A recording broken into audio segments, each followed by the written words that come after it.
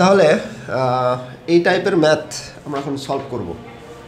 এটা হচ্ছে এই একটা সার্কিট দেওয়া আছে, সার্কিটের এখানে আমরা কি দেখতে পাচ্ছি যে দুইটা ব্যাটারি আছে, কিন্তু ব্যাটারির এখানে ভোল্টেজগুলো আলাদা আলাদা, তাই না?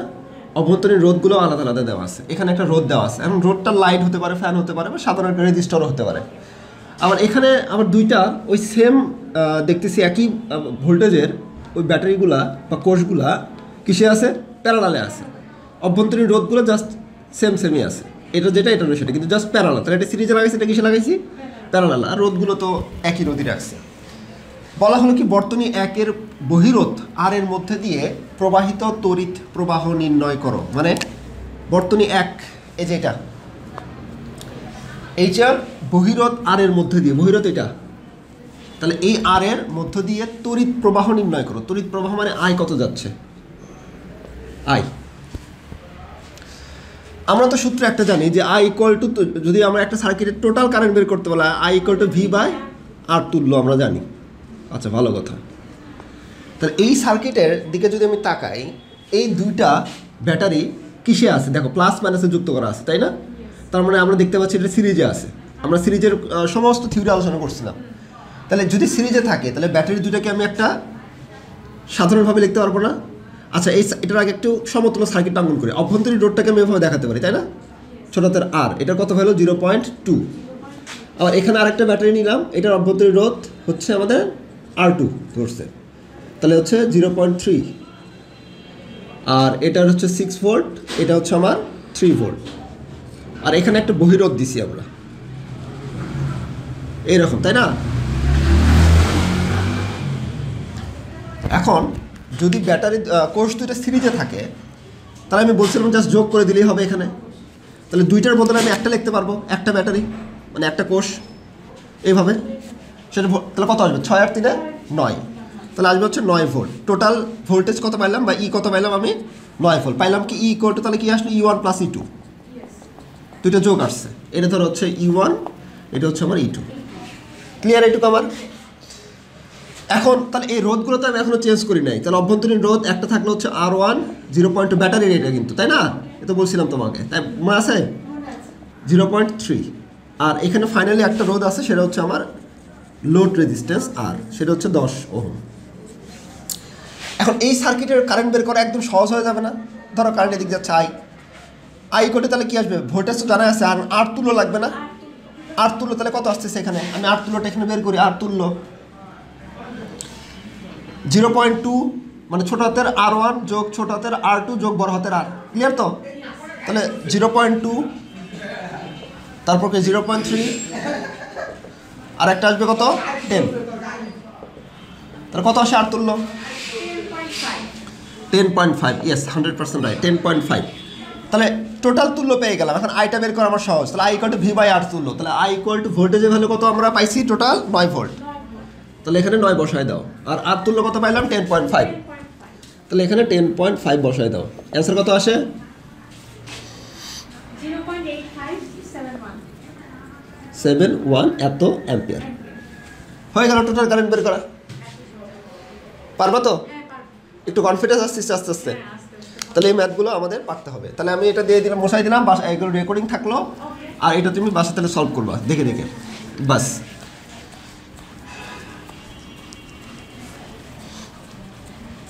তাহলে এখন আমাদের পার্ট হচ্ছে যে নেক্সট পার্টে যাই। তাহলে আমাদের কারেন্টের ভ্যালু আমরা এখান থেকে পাইলাম। এই যে এই প্রসিডিউরে যেমন দেখালাম সেম প্রসিডিউর করা আছে। 0.86, আমাদের 0.86 আসছিল, 9/0 আমাদের এত। এখন আমরা আসি 2 নম্বরে।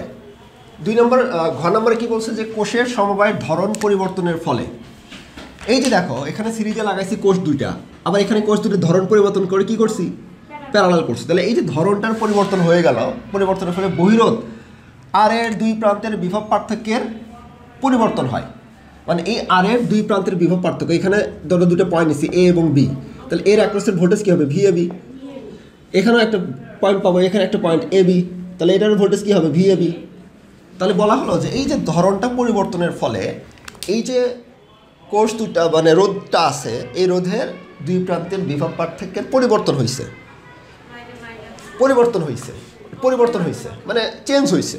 মানে হয়তো মাইনাস করে বের করা যাবে বা পরিবর্তন হয়েছে কিনা আমরা দেখবো সেটা কি করতে বলছে, বর্তনী 1 এবং 2 এর আলোকে গাণিতিকভাবে বিশ্লেষণ করো। তার মানে আমাকে বলা হলো যে এই যে আমি যে কোষের ধরনটা চেঞ্জ করে দিছি, এর ফলে এই যে রোধ, এই রোধের দুই প্রান্তের যে বিভব পার্থক্যের পরিবর্তনটা হয়েছে এটা তুমি গাণিতিকভাবে বিশ্লেষণ করো।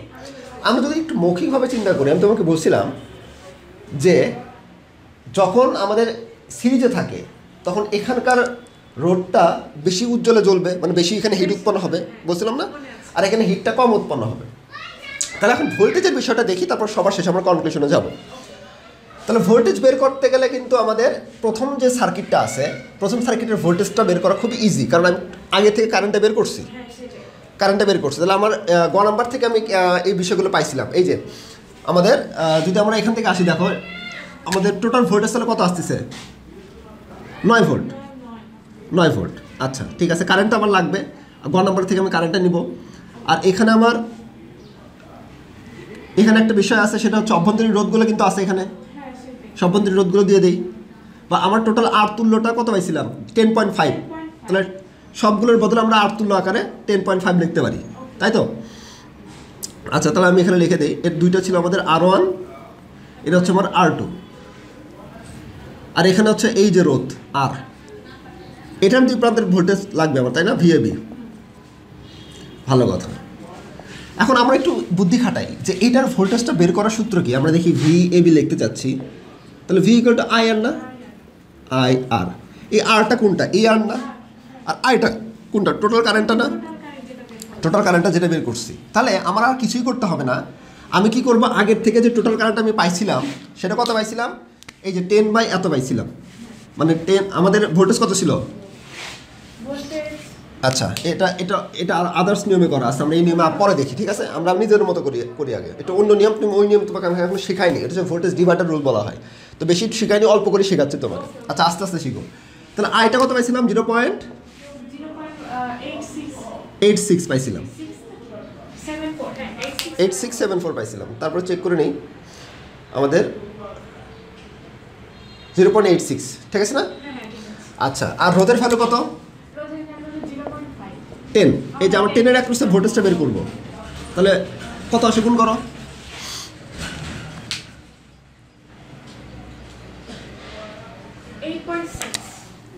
8.6 এত ভোল্ট, 8.6 এত ভোল্ট, 8.6 এত ভোল্ট। এটা ভোল্টেজ ডিভাইডার রুল অ্যাপ্লাই করছে। আমরা আপাতত ভোল্টেজ ডিভাইডার পরে শিখবো, আমরা সহজটাই শিখলাম, তাই না? আমাদের ন্যাচারালি যেটা মনে আসলো যে এখানকার ভোল্টেজ বের করতে বলছে, তাহলে আমার কী দরকার, এটার ভিতর দিয়ে কী পরিমাণ কারেন্ট আছে সেটা দরকার, আর এটার রোধ তো দেওয়াই আছে, এই যে কারেন্ট আর রোধ গুণ করলে আমি ভোল্টেজ পেয়েছি, তাহলে এটার একটা ভোল্টেজ আমি এত ভোল্ট পেয়ে গেলাম। ভোল্টেজ ডিভাইডার রুল আমরা আপাতত দরকার নেই, পরে শিখবো, যদি এটা শেষ করি আগে, আমরা সহজটা শিখে শেষ করি। তাহলে আমার এইটা ক্লিয়ার হয়ে গেল, এটা আমার ক্লিয়ার হয়ে গেল যে এটার একটা ভোল্টেজ আমার ক্লিয়ার, এটা তো কোনো সমস্যা হয়নি। এখন আসলে হচ্ছে আরেক জায়গায়, সেটা হলো কি, সেকেন্ড সার্কিটে। সেকেন্ড সার্কিটের ক্ষেত্রে আমাকে কি বলছে যে এটার ভোল্টেজটা বের করতে হবে। তাহলে একইভাবে এটার কারেন্টটা লাগবে আমার, তাই না? এটা কারেন্ট লাগবে, রোধ দেওয়া আছে, তাহলে V = একই সূত্র, VAB যদি এটার ক্ষেত্রে বের করি তাহলে I × R। তাহলে I এর ভ্যালুটা আমার জানা নাই কিন্তু এই ক্ষেত্রে, কিন্তু এখানে আমার এই রোধের ভ্যালু জানা আছে 10, রোধ তো চেঞ্জ করি নাই। এখন আমি তোমাকে বলছিলাম যে প্যারালাল যখন থাকে তখন আমাদের ক্ষেত্রে, এই ক্ষেত্রে আমরা কিন্তু KCL KVL অ্যাপ্লাইয়ের একটা কনসেপ্ট আসে, যদি সেম না থাকে ভ্যালুগুলো, তাই না? ভ্যালু কিন্তু আমার এখানে সেম থাকলে কিন্তু আমার জন্য খুব ইজি হতো বের করাটা, যেহেতু এখানে ভ্যালু সেম নাই, তাহলে আমরা KCL KVL এর কনসেপ্টে যেতে পারি। আচ্ছা, তাহলে সেক্ষেত্রে দেখো, আমি যে এই কারেন্টটা বের করতে চাই, আমার কিন্তু যদি দুইটা সেম ভ্যালু থাকতো তাহলে একটা ওই ভ্যালুটাই আসতো, যেহেতু প্যারালাল আছে রোধগুলো। তাহলে আমি বলছিলাম যে যখনই কোষগুলো প্যারালাল পাবা তখন কারেন্ট বা ভোল্টেজ বের করার জন্য আমরা KCL KVL সূত্রে অ্যাপ্লাই করবো, সেই জন্য শিখাইছি সূত্রটা তোমাকে। তাহলে এখানে আমরা নাম দিয়ে দিলাম, এটা ধরো A পয়েন্ট দিলাম, এটা আমি মিশাই দিই, হ্যাঁ? আচ্ছা, এটা আমি দিলাম A পয়েন্ট, এটা দিলাম B পয়েন্ট, এটা দিলাম C পয়েন্ট, ইচ্ছার মতো। এটা বললাম C, তারপর D, তারপর E, তারপর F, তারপর G, তারপর সবগুলো পয়েন্ট আমি নিছি। দেখো এই পয়েন্ট নিছি, এই পয়েন্ট নিছি, এই পয়েন্ট নিছি, আবার এই পয়েন্ট নিছি, এই পয়েন্ট, ইচ্ছা মতো একটা নাম দিয়ে নিছি আগে, ঠিক আছে? তো এখানে জটিলতার কিছুই করি নাই, নিজের মতো নাম করে নিছি। এখন আমি KCL এবং KVL অ্যাপ্লাই করবো। তার জন্য দেখো কারশফের প্রথম সূত্র আমরা অ্যাপ্লাই করবো প্রথমে। তো এক্ষেত্রে এখানে কিন্তু কোনো কারেন্টের ভ্যালু দেওয়া নাই, দেওয়া আছে না, তাহলে এই যে একটা কোষ আছে এখান থেকে তো একটা কারেন্ট সাপ্লাই যাবে 100%, তাই না? এটাকে ধরে নিলাম হচ্ছে আমি I1, ঠিক আছে? আবার এটা তো একটা কোষ, এখান থেকে একটা কারেন্ট সাপ্লাই যাবে না? এটাকে ধরে নিলাম হচ্ছে আমার I2, ক্লিয়ার? এইটুকু। আর এদিক থেকে একটা কারেন্ট, এখান থেকে আবার একটা কারেন্ট হয়ে লোডের ভিতরে যাবে, এবং এই রাস্তা এবং এই রাস্তাটা জয়েন হয়ে গেছে না, মানে যুক্ত হয়ে আছে না? তাহলে এটাকে আমি I দ্বারা চিন্তা করতে পারি, টোটাল কারেন্ট। এখানে এই পর্যন্ত কোনো কনফিউশন আছে না? এখন তাহলে আমি এই যে একটা পয়েন্ট দেখতে পাচ্ছি, দুইটা কারেন্ট ঢুকতেছে, একটা কারেন্ট বের হয়ে যাচ্ছে। এই যে একটা কারেন্ট বের হয়ে যাচ্ছে আর দুইটা কারেন্ট ঢুকতেছে, যোগফল সমান হবে না? যে কটা কারেন্ট ঢুকতেছে আর যেটা বের হয়ে যাচ্ছে যোগফল সমান থাকে, মানে যতগুলো কারেন্ট ঢুকবে ঠিক ততগুলো কারেন্ট বের হয়ে যাবে। তাহলে I = I1 + I2, ক্লিয়ার? এখন আমি বলছিলাম না এখানে যেহেতু আমাদের তিনটা ভ্যালু আছে I1 I2, তিনটা ইকুয়েশন আসবে, তাহলে X Y Z টাইপের আসবে। তাহলে এটাকে সেজন্য সাজায় লিখলাম, এই যে X Y Z আকারে লিখলাম, কনস্ট্যান্ট কত 0, যেটার ভ্যালু 0। তাহলে এটাকে আমি জাস্ট এটাকে পাশে পার করে নিলাম, এটাকে পাশে পার করে সুন্দর করে সাজায় লিখছি। অসুবিধা? গুড। এখন আমাদের KCL তো অ্যাপ্লাই করা হয়ে গেল, এখন KVL অ্যাপ্লাই করতে হবে না? এখন লুপ নিয়ে যে কোনো দুইটা লুপ নিয়ে আমরা KVL অ্যাপ্লাই করবো। এখানে তোমার ইচ্ছা মতো লুপ নিয়ে তুমি KVL অ্যাপ্লাই করতে পারবা। আমরা কি লুপ নিছি? A B C D E H, A B C D E H। দেখো আমি তোমাকে দেখাই, জাস্ট আমরা নিচের লুপটা নিছি, এই যে এই রাস্তা বরাবর গেছি, এই রাস্তা বরাবর গেছি, এই রাস্তা বরাবর গেছি, এই রাস্তা বরাবর গেছি, একটা লুপ হয়ে গেল না? ক্লোজ রাস্তা হয়ে গেল না? তুমি এরভাবে একটা ক্লোজ রাস্তা নিবা, তুমি উপরেরটা নিয়ে আবার কিছুক্ষণ পরে দেখো উপরের রাস্তাটাও নিবো আমরা একটু পরে। তুমি নিয়ে যে কোনো লুপ নিয়ে কাজ করলে মিলে যাবে। তাহলে আমরা কি নিলাম? A B C D E H, আবার এতে ঘুরে আসছে, সেই জন্য লিখছি A B C D E H, আবার এতে ঘুরে আসছে, মানে লেখা নাই আর কি, মানে ক্লোজ পাথ, ঠিক আছে? তাহলে এই ক্লোজ পাথে আমরা কি অ্যাপ্লাই করব? কারশফের দ্বিতীয় সূত্রটা কি? KVL, Kirchhoff voltage law. তাহলে চলো আমরা স্টার্ট করি, ঠিক আছে? এখান থেকে এই কারেন্ট এদিক বরাবর কিন্তু দেওয়াই আছে, প্রথমে যখন ডিরেকশন ধরে নিচ্ছি আর চেঞ্জ করি নাই। তাহলে এই কারেন্ট এদিক বরাবর যাচ্ছে, এদিক বরাবর যাচ্ছে, এদিক বরাবর যাচ্ছে, এদিক বরাবর যাচ্ছে, এদিক বরাবর যাচ্ছে, গিয়ে এখানে চলে আসতেছে। কারেন্ট এদিক বরাবর যদি যায় তাহলে এটা পোলারিটি কী হবে? এটা মাইনাস। তারপর গেলাম আর কোনো রেজিস্টার আছে, আর কোনো রেজিস্টার, এখানে কিন্তু আমাদের একটা R2 আছে, তাই না? তাহলে ওই সার্কিটটাকে আমাদের এখানে কিন্তু একটা রোধ আকারে চিন্তা করতে হবে। এই যে এখানে একটা রোধ চিন্তা করতে হবে, ছোট হাতের R2 তো আমি মিস করতে পারবো না, তাই না? তাহলে এটার পোলারিটি কী হবে? কারেন্ট এদিক বরাবর, তাহলে এটা প্লাস, এটা মাইনাস। এ পর্যন্ত ক্লিয়ার আমার? আচ্ছা, ভেরি গুড। এখন তাহলে এদিকে আমি এই সার্কিটটাকে আরেকবার এখানে সুন্দর করে ড্র করবো, তাহলে ড্র করে নিই। তাহলে চলো তাহলে এই লুপটাকে ড্র করি। তাহলে এখান থেকে যে H থেকে একটা লুপ আসলো, এখানে একটা রেজিস্টার আছে, এখানে C পয়েন্ট, তারপর এখানে একটা রোধ আছে, আর এখানে একটা ব্যাটারি আছে, ব্যাটারির অভ্যন্তরীণ রোধ ওইটা। তাহলে এইরকম একমত? আর হচ্ছে 10 ওহম, আর এটা হচ্ছে ছোট হাতের R2, এটা কত দেওয়া আছে? 0.3 ওহম। আর এটা হচ্ছে ভোল্টেজ দেওয়া আছে কত? 6 ভোল্ট, ঠিক আছে? E2 হচ্ছে 6 ভোল্ট। ধীরে ধীরে শিখো, বেশি তাড়াহুড়া করার দরকার নেই। তাহলে এটা হচ্ছে আমার A পয়েন্ট, এটা হচ্ছে আমার B পয়েন্ট, এটা হচ্ছে আমার C পয়েন্ট, আর এটাকে আমরা D রাখছি, D ধরো এখানে রাখছি D, এই যে D পয়েন্ট, আর এটাকে E পয়েন্ট রাখছি, এখানে H পয়েন্ট রাখছি। জাস্ট একটা ক্লোজ পাথ আমরা তৈরি করতে পারছি, তাই না? পয়েন্টগুলোকে নিয়ে। এখন তাহলে রাস্তাটা কারেন্টের ডিরেকশনটা দেখি তো। কারেন্টের ডিরেকশন এটা কিন্তু এই ডিরেকশনে আছে, তার মানে এদিক বরাবর, আর এই কারেন্টটা এদিক বরাবরই আছে, তাহলে আমি ওই দিক বরাবরই দিয়ে নিলাম। কোনো কনফিউশন মনে হচ্ছে এখানে? এখন তাহলে চলে অ্যাপ্লাই করি। কারেন্টের ডিরেকশন প্লাস মাইনাস, সহজ হয়ে গেছে না এখন? আর এটা তো প্লাস মাইনাস দেওয়া আছে। অ্যাপ্লাই করি। এখানে কারেন্টের ভ্যালু, টোটাল কারেন্ট এদিক বরাবর পাস হচ্ছে, এইখান দিয়ে এদিক কারেন্ট আই কারেন্ট পাস হচ্ছে না এদিক বরাবর, এদিক বরাবর কিন্তু আই কারেন্ট পাস হচ্ছে। তাহলে সেক্ষেত্রে আমরা কি করতে পারি যে তোমার বোঝার সুবিধার্থে দেখো, এটা কিন্তু আই কারেন্ট যাচ্ছে, আর এদিক বরাবর কি কারেন্ট যাচ্ছে? এই দেখো I2, তার মানে I2। তার মানে আমরা এই সার্কিটটাকে আরেকটু ওই টাইপের অঙ্কন করে নিই, তা তোমার জন্য সুবিধা। আমি কিন্তু ঠিকই বুঝতে পারতেছি, বা যারা বুঝতে পারবে, কিন্তু তোমার জন্য কি করলাম, যেহেতু আরেকটু সুন্দর করে ড্র করে দিই, তাহলে কি হবে? তোমার পরবর্তীতে বুঝতে সুবিধা হবে। তাহলে দেখো আমি এই জিনিসটাকে ঠিক সিমিলার ওয়েতে অঙ্কন করবো। তাহলে এই যে আসছে, এই যে রোধ, এই যে একটা ব্যাটারি, তারপরে এরকম রাস্তা গেছে, তাই না? এরকম এখানে একটা রোধ, R = 10। শুধু এই অধ্যায়টা এই টাইপের অঙ্ক থাকবে, বাকিগুলো কিন্তু এত কঠিন থাকবে না, শুধু একটা অধ্যায় এই টাইপের আছে। তাহলে এই দিক বরাবর হচ্ছে আমার আই কারেন্ট, কিন্তু এই বরাবর কি কারেন্ট যাচ্ছিল? এটা আইটি। তাহলে কারেন্ট কিন্তু আইটি রাখতে হবে আমাকে। এটা হচ্ছে ছোট হাতের আর, এটা হচ্ছে E2 হচ্ছে আমার 6 ভোল্ট, আর ছোট হাতের আর কত দেওয়া আছে আমার? আর 0.3 0.3 ওহম। ঠিক আছে এটুকু আমার। তাহলে পয়েন্টগুলো তুমি ইচ্ছা করে লিখে নাও। তাহলে এ বি, এটা হচ্ছে সি, এটা হচ্ছে ডি, এটা হচ্ছে ই, এটা হচ্ছে এইচ। ঠিক আছে না? পোলারিটি দিয়ে নাও এইচ। আচ্ছা হোক, ও কারণ এফ তো করে আছে একটা। তাহলে প্লাস, এটা হচ্ছে মাইনাস, প্লাস মাইনাস। তাহলে আমরা এখানে কেভিএল অ্যাপ্লাই করবো। তারপর এটা কি আসলো আমার? Plus minus. ঠিক আছে না? এখন তাহলে চলো এটা অ্যাপ্লাই করি। এই বরাবর কারেন্ট আই, তাহলে এটার ক্ষেত্রে কোথায় শুরু করবো? কও তোমার ইচ্ছা, এখান থেকে শুরু করবা? এখান থেকে শুরু তাহলে এখান থেকে স্টার্ট করলাম, আবার এই পয়েন্টে ঘুরে আসবো। তাহলে এখানে আমি লিখতেছি কারেন্ট কি যাচ্ছে? আই। তাহলে ভি সূত্র কি? ভি ইকুয়াল টু আই আর। তাহলে এখানে আমি আই আর অ্যাপ্লাই করবো। প্লাসে ঢুকতেছে, মাইনাসে বেরো যাচ্ছে। প্রথমটা নিবা না দ্বিতীয়টা নিবা? দ্বিতীয়টা নেই। তাহলে মাইনাস আই ইন্টু আর হলো, গেল। তারপর এদিকে করে ঘুরে আসতেছি, এদিকে করে আসতেছি। এটা কি প্লাস এদিকে মাইনাসে বেড়ে যাচ্ছে, তাহলে কি দিব? মাইনাস I2 ইন্টু ছোট হাতের আর। ক্লিয়ার? প্লাস এদিকে মাইনাস এদিকে প্লাসে বেড়ে যাচ্ছে, তাহলে প্লাস E2। E2 তো দেওয়া আছে, E2 তো আর চেঞ্জ করবো না। ভি ইকুয়াল টু আই মানে ভোল্টেজ দেওয়া আছে। আর কিছু আছে? আর নাই, জিরো। শেষ। এখন ভ্যালু বসাই। আয়ের ভ্যালু তো আমরা জানি না এই সার্কিটের। তাহলে মাইনাস আই ইন্টু আর এর ভ্যালু কত? 10। তাহলে 10 আই, মাইনাস 10 আই লিখে নিলাম একবারে। ঠিক আছে? তারপর মাইনাস I2 ইন্টু আর এর ভ্যালু 0.3। তাহলে 0.3 ইন্টু I2 লিখে নিলাম। ঠিক আছে? প্লাস ভোল্টেজের ভ্যালু কত? 6 ইকুয়াল টু 0। এখন প্রথম ইকুয়েশনটা আমার কি ছিল? প্রথম ইকুয়েশন দিকে তাকাও। I1 minus I1 minus I2 equal to 0 ছিল। তাহলে এই সুন্দর ফর্মেটে আমি এটাকে সাজাবো। তাহলে তোমার ক্যালকুলেটর টিপতে সুবিধা হবে।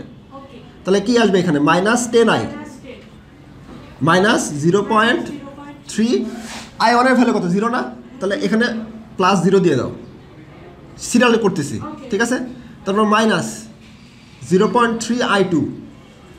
এই যে এই ফর্মেটে চলে আসছে না, প্রথমে I1 I2, তাহলে I এই যে দশমিক ধরো এটা হচ্ছে I1, তাহলে 0.0 সাথে I1 গুণ করলে 0 থাকে না? হয়েছে? তাহলে I1 এর সাথে মিলে গেল, I2 এর সাথে মিলে গেল, ইকুয়াল টু -6 দিলাম। তাহলে এটা এই কনস্ট্যান্টটা এই পাশে আছে না? 0 এর পাশে, মানে সমান এর পাশে আছে, তাহলে সমান এর পাশে আনছি। তাহলে এটা হচ্ছে 1 নম্বর ইকুয়েশন, আর এটা হচ্ছে আমার 2 নম্বর ইকুয়েশন। এ পর্যন্ত ক্লিয়ার? এখন আমার কাজ হবে আরেকটা লুপ নিব। সেই লুপটা কত? এ বি সি, দেখো A B C F G H, মানে উপরের লুপটা। তার মানে এদিক বরাবর ঘুরে, এদিক বরাবর ঘুরে, এদিক বরাবর ঘুরে, এদিক বরাবর, তাহলে উপরের লুপটা নিচ্ছি। তাহলে উপরের লুপটা অঙ্কন করি, চলো। এ পর্যন্ত ক্লিয়ার? ওকে। তাহলে দেখো ওইটা দেখে দেখে আমি উপরে লুপটা অঙ্কন করতেছি। তাহলে এটার ইকুয়েশনটা খালি আমি লিখে রাখি। 1 নম্বর ইকুয়েশন গেল, 2 নম্বর ইকুয়েশন হচ্ছে এইটা। তাহলে আমাদের জায়গাটা আমরা ইজিলি পাবো এখানে। তাহলে 2 নম্বর ইকুয়েশনটা এখানে লিখে রাখি। এটা হচ্ছে 1 নম্বর ইকুয়েশন গেছে। তাহলে এটা 2 নম্বর ইকুয়েশন এই জায়গায় লিখে রাখি। দেখো সিরিয়ালাইজ আছে 10 I 0 I1 I2 equal to -6। 2 number equation দিয়ে নিলাম, বাস। আর আরেকটা ইকুয়েশন লাগবে না? ওটা হলে তো আমাদের সলভ হয়ে যাবে। I1 I2 I3 পেয়ে যাবো, তখন তার ভোল্টেজটা বের করতে পারবো। তাহলে দেখি সার্কিটটা অঙ্কন করি। দেখো এই যে এখানে অঙ্কন করি। তাহলে দেখো, তাহলে এটা হচ্ছে রোধ, তো আর গেল। তারপরে এখান থেকে আমি উপর দিকে গেছি, গিয়ে এই যে এই রাস্তাটা আমি নিচ্ছি, কিন্তু উপরের রাস্তাটা। তাহলে এটা মাইনাস, এই যে প্লাস, আর এটা অভ্যন্তরীণ রোধটাও দিয়ে নিলাম, তাহলে কিন্তু কাটা খাই দেবো। ঠিক আছে? এটা কি আমার নিচ্ছি? এ পয়েন্ট, এটা হচ্ছে বি সি এফ, ওই যে দেখো এফ, তারপরে যে নাম ইচ্ছা আর কি এইচ। তাহলে যে কোন লুপ নিব আমরা? এবার লুপ নিব হচ্ছে A B C F G H. এই লুপে কেভিএল অ্যাপ্লাই করব, ঠিক আছে? আচ্ছা, কারেন্টের ডিরেকশনটা এখন আমি যা আছে আগে ধরে নিচ্ছিলাম সেটাই ধরো। এই কারেন্ট এদিক বরাবর যাচ্ছিল আই, তাহলে এটা এই আইটা এই দিক বরাবরই যাবে, তার মানে এটা প্লাস এটা মাইনাস। প্লাস মাইনাস ঠিক আছে তো? ঠিক আছে উপরের কারেন্টটা দেখো এই দিক বরাবর দেওয়া আছে, তাহলে এটা কি দেওয়া আছে I2 না, I2 I2, তাহলে এটা প্লাস এটা মাইনাস, কারেন্টটা এই দিক বরাবর ঢুকতেছে না, হ্যাঁ সেটাই তাহলে প্লাস ঢুকে মাইনাসে বেড়ে যাবে। তাহলে এই দিক বরাবর ঘুরে আমি এই দিক বরাবর আসবো আমরা, তাহলে এখান থেকে যেখান থেকে শুরু করছি সেদিক থেকে শুরু করলাম আর কি। প্লাস ঢুকে মাইনাসে বেড়ে যাচ্ছে, তাহলে minus minus I into R. Clear? Yes clear তারপর এদিক বরাবর যাচ্ছে, এখানে কি মাইনাসে ঢুকে প্লাসে যাচ্ছে, প্লাস এটা কি E1, এটা হচ্ছে E1 তাই না, হ্যাঁ E1 প্লাসে ঢুকে মাইনাসে বেড়ে যাচ্ছে, তাহলে মাইনাস মাইনাস হচ্ছে I2 ইন্টু এটা কি ছোট হাতের ছোট আছে এটা কত R1 কত R1 হচ্ছে 0.2 0.2 আর আর এর ভ্যালু হচ্ছে 10। আচ্ছা, তাহলে এখানে কি আসবে I2 I2 ইন্টু ছোট হাতের R1। ক্লিয়ার? ইয়েস ক্লিয়ার আর তো নাই, না ইকুয়াল টু 0। E1 এর মান হচ্ছে 3 আচ্ছা, এখন এটার ভ্যালু 10, তাহলে মাইনাস 10I, ঠিক আছে? হ্যাঁ ঠিক আছে আর এটার ভ্যালু আর E1 এর ভ্যালু হচ্ছে 3 মাইনাস I2 R1 এর ভ্যালু কত 0.2, তাহলে I2 0.2 I2 ইকুয়াল টু 0। এবার সাজা লিখতে হবে না, এই যে I1 I2 আমরা সাজা লিখি। এখন আমরা মাইনাস 10 তাহলে প্রথমে আমি মাইনাস 10I, তারপর প্লাস তারপর প্রথমে I আছে, হ্যাঁ I, তারপর I1 কে আছে নাই, I1 এর ভ্যালু 0, তাহলে 0 ইন্টু I1, তারপর মাইনাস 0.2 I2, তারপর equal to -3। Minus 3 clear? Clear এ পর্যন্ত বুঝছো? হ্যাঁ আচ্ছা, এখন তাহলে এই তিনটা ইকুয়েশন যদি আমরা পেয়ে যাই, তাহলে এটা এখন এটা তো দরকার নাই, না এখন ইকুয়েশনে আমরা ইকুয়েশন সলভ করবো ক্যালকুলেটরের মাধ্যমে। তাহলে এই ইকুয়েশনটাকে আমি এই জায়গায় লিখে দিচ্ছি, তিনটা ইকুয়েশন আমরা পাইলাম, 10I, তারপর plus 0I1 minus 0.2 I2 equal to -3, তিনটা। এখন XYZ তিনটা ইকুয়েশন আমরা ক্যালকুলেটরে সলভ করো। তাহলে এখান থেকে আমরা পাবো হচ্ছে I একটা, I2 I1 আর হচ্ছে I2। তোমার কাছে I1 এবং I2 এর ভ্যালু আসতেছে এইটা, ঠিক আছে, তিনটা ভ্যালু। তারপরে তাহলে সেখান থেকে যদি আমরা এই আইটা পেয়ে যাই, তাহলে আমরা কি করতে পারবো, এই আইটা আমরা পেয়ে গেলাম তাই না, ইকুয়েশন থেকে তিনটা ইকুয়েশন সলভ করলাম আর কি। তাহলে I এর ভ্যালুটা আমরা পাইলাম হচ্ছে কত, এটা না, তাহলে I যদি পেয়ে যাই, এটার একটা হচ্ছে ভোল্টেজ V = IR, তাহলে I এর ভ্যালু বসাই দিলাম, আর R এর ভ্যালু হচ্ছে 10, এটা পাবো না 4.15 এত ভোল্ট। এখন তাহলে সিরিজে আমাদের ভোল্টেজ কত পাইছিলাম, সিরিজে ভোল্টেজ পাইছিলাম হচ্ছে আমরা এই যে 8.6 কত দশমিক, এটা কারেন্ট পাইছিলাম না, তাহলে ভোল্টেজ পাইছিলাম হচ্ছে এই যে 8.57। তাহলে সিরিজের ক্ষেত্রে আমরা পাইছিলাম হচ্ছে, এখানে পাইছিলাম হচ্ছে 8.57 এত ভোল্ট, আর প্যারালালের ক্ষেত্রে কত পাইলাম 4.15 ভোল্ট, 4.15 এত ভোল্ট। তাহলে দেখো সিরিজের ক্ষেত্রে এখানে ভোল্টেজ ড্রপটা বেশি হচ্ছে না, আর প্যারালালের ক্ষেত্রে ভোল্টেজ ড্রপটা কম হচ্ছে। আর আমরা এটা আলোচনা করছিলাম যে যখন আমরা সিরিজে লাগাই তখন কিন্তু এখানে অটোমেটিক্যালি ভোল্টেজ ড্রপটা বেড়ে যায়, মানে এখানে লাইটটা বেশি উজ্জ্বল জ্বলে মানে এখানে ভোল্টেজ ড্রপটা বেশি হয়েছে, আর প্যারালালে ভোল্টেজ ড্রপটা কম, তার মানে উজ্জ্বলতাটা কম। তাহলে এভাবে কিন্তু আমরা করলাম বিষয়টা।